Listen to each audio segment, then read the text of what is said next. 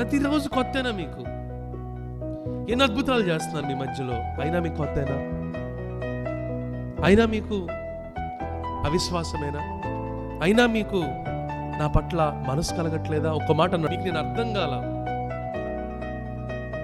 మనం సడుగుతున్నాము అంటే మనకు దేవుడు అర్థం కాలేదని అర్థం. మనం గొడుగుతున్నాము అని చెప్పనంటే దేవుని మనస్సు అర్థం కాలేదని అర్థం.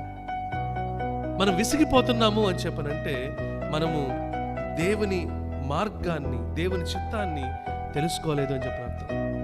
ప్రియ సహోదర, ప్రియ సహోదరి, అందుకే దేవుడు చెప్తున్నాడు, నేను నడిపించిన మార్గాన్ని జ్ఞాపకం చేసుకో.